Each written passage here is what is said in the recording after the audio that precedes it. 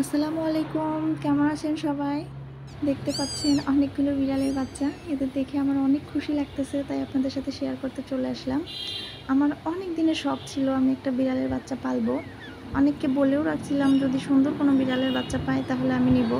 কিন্তু আসলে পাওয়া যাচ্ছিল না। কিন্তু এতগুলো বিড়ালের বাচ্চা যে একসাথে পেয়ে যাবো আমার ঘরেই, এটা আসলে কল্পনাও করতে পারিনি। আল্লাহ চাইলে কি না হয়, মনের আশা পূর্ণ হয়েছে। আমার স্টোর রুমে খাটের নিচে একটা কার্টুন বক্স রাখছিলাম, বাচ্চাদের খেলনা ছিল সেখানে। এই খেলনার ভিতরে এই 4টা বাচ্চা জন্ম দিয়েছে।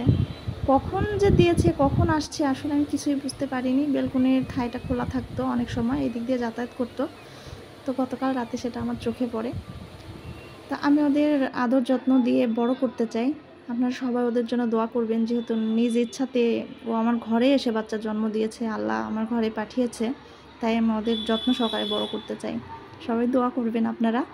আর কিভাবে ওদের লালন পালন করব, আপনাদের যদি কোনো টিপস জানা থাকে অবশ্যই কমেন্ট করে জানাবেন। দেখেন ও কী করে ঘুমাচ্ছে, কি সুন্দর বিড়াল, এত কিউট! এটা দেখে আমার অনেক ভালো লাগতেছে। ঠিক আছে, ভালো থাকবেন। আল্লাহ হাফেজ।